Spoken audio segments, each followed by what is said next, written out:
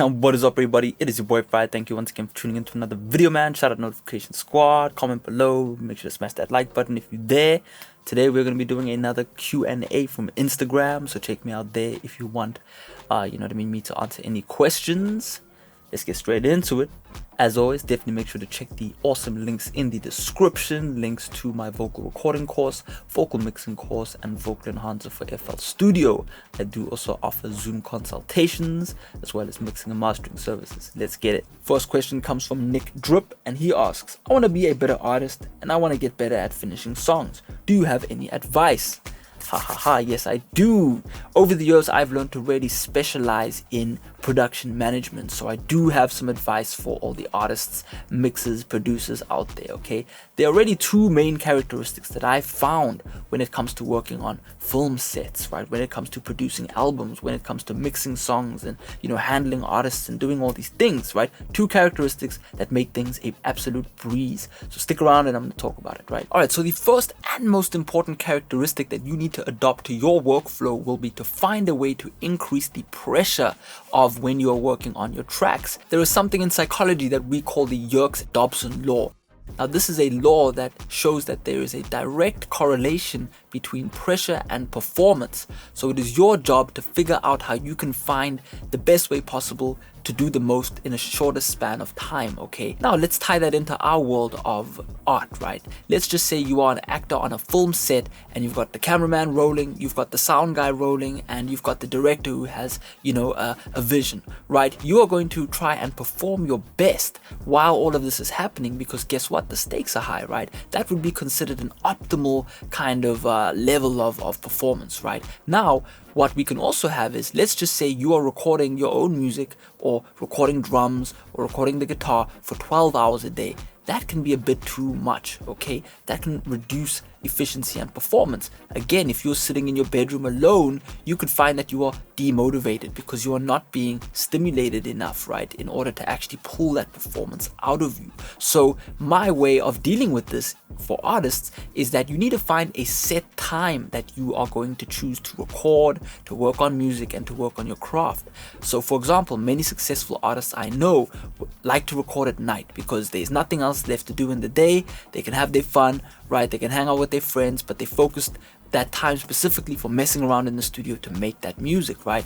If you do this over a long span of time, the body begins to kind of get used to this idea of, okay, cool, let's be creative at night, right? Now, again, you could be somebody with a family or a day job or anything like that, and let's just say you prefer to record in the day. Well, guess what? If you can set yourself up to record in the day, you're going to find that you're going to exist in that optimal zone more often than not, right?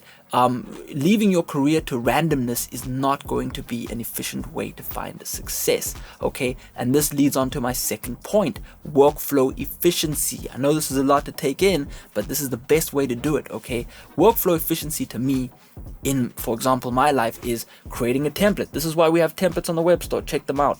I don't have the time to set up a whole template every time I film a video for you. I know exactly where the lights are going to go. I know exactly where the microphone's going to go. I know exactly where the camera's going to go. I set all that up and boom, I've got consistency, right? I know what the video's going to look like. I know what the sound is going to sound like. I get a good result, right?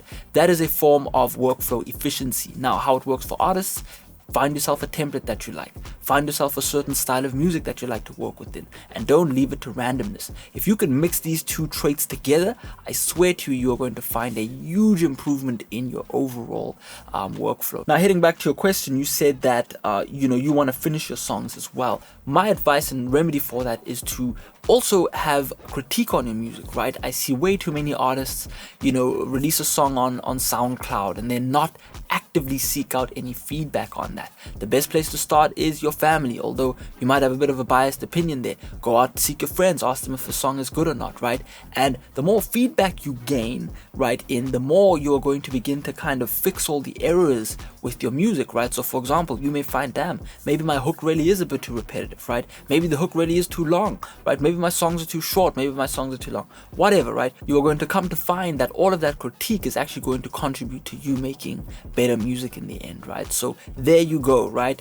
Increase that pressure and then find consistency in your workflow and you are going to be top notch.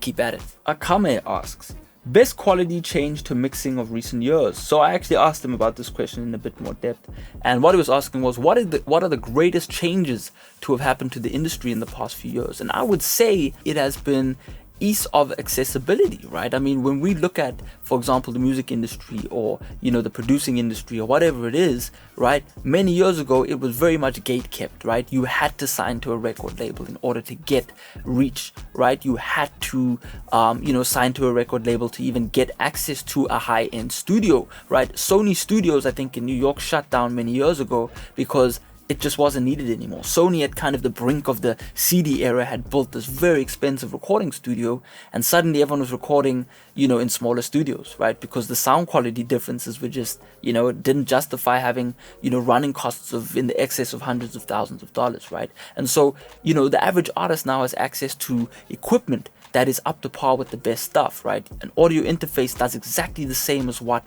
a $100,000 mixing console can do, right? It records sounds, right? You know what I mean? On top of that, a $4,000 microphone is not 100 times better than a $400 microphone, right? So as I said, ease of access has gotten better.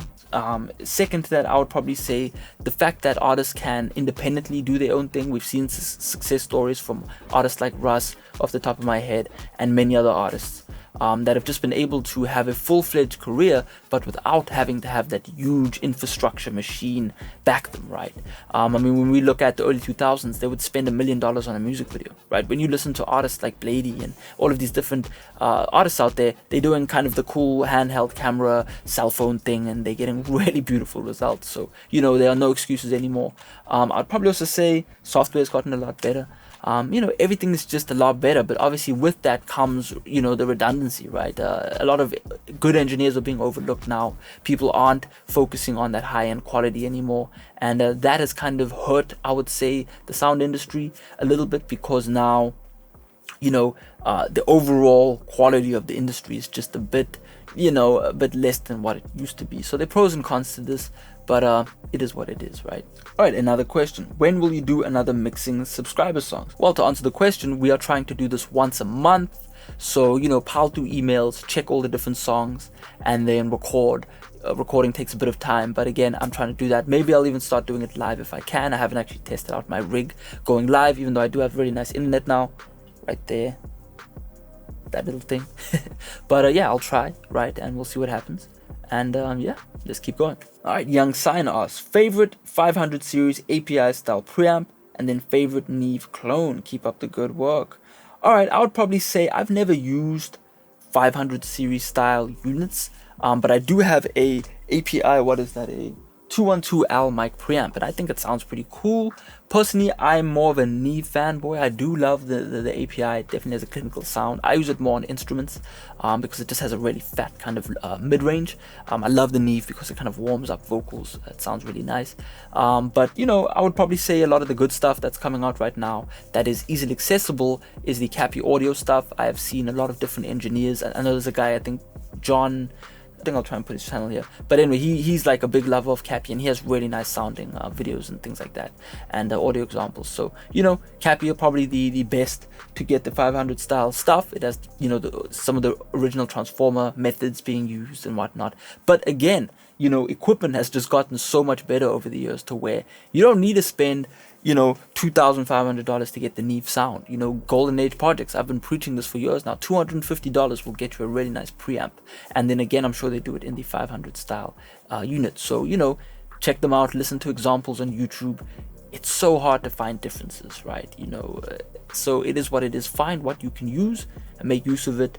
Adding on some transformers to your vocal chain or to your mastering chain is where it's at. So check it out. Lazy P Beats asks, what are your top 3 references for fantastic sounding mixes? Hip hop, R&B, soul, pop, etc. I can't think off the top of my head, but what I will say is, in my opinion, the greatest era of the hip hop, R&B stuff is definitely either the 90s or post 2008 to like 2014. I definitely felt like the 90s had all of the greatest equipment. This is when every studio was equipped with a big old SSL or a Neve or whatever it was. Every studio had the right compressors, the right microphones. People invested heavily into that, and you know, people were mastering onto tape, and it just sounded so good, so fat. You know what I mean? That was the kind of pinnacle of, you know, really organic sounding music. You know, no auto tune, no nothing, just straight raw technique. You know, great engineers were being hired. You know, so definitely when it comes to like high quality theory, I would say the 90s. But then, you know, I would say people kind of went a bit heavy into the digital era in the early 2000s. People were still kind of figuring out Pro Tools 5 and 6 they weren't really too nice, you know, but then you went into like Pro Tools 10, and people started mixing hybrid, right? And mastering engineers were figuring out how to do things better, and mixing engineers were, you know, making use of the DSP plugins and waves, and there were all these beautiful plugins being mixed together with, you know, the front end, which was, you know, really high quality microphones and preamps and things like that, and that yielded some really nice results. On top of that, the producers were, you know, really, in my opinion, man, when you go and listen to stuff from like 2008 up to 16, all of the beats and instrumentals sound unique. Every producer, you could tell a producer by the way that, you know, you could just guess, oh, that's that producer right there, you know, that's a Dr. Dre beat, or that's a, you know, whoever beat, right? Because it just sounded like them. You know, there were just so many unique sounds coming up back then that, you know, a great era. So yeah, I'd probably say, you know, punch into get title. You know, I tell everyone get title, and then go and type in 2014 greatest hip-hop hits or greatest pop hits or R&B hits, and scroll through every song, and really in your head, or write down, if you don't have that kind of visualization, write down what you like about records, and then try to emulate that. You know, that's what I do.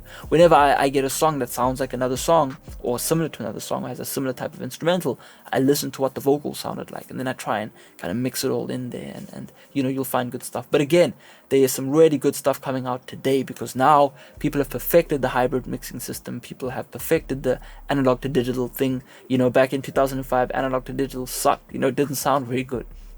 So people were printing to ADAT and back in, and, you know, mashing with some cheap kind of limiter, and, you know, didn't sound too good. But, you know, now we've got all the tools available to us. So there really are no excuses. And this is why I completely skip poorly mixed songs in today's time, because there's no reason for a song to hit the Billboard 100 and sound like a cheap, you know, demo. You know what I mean? Like, you listen to some albums that were recorded as demos and they sound really good, right? So no excuses.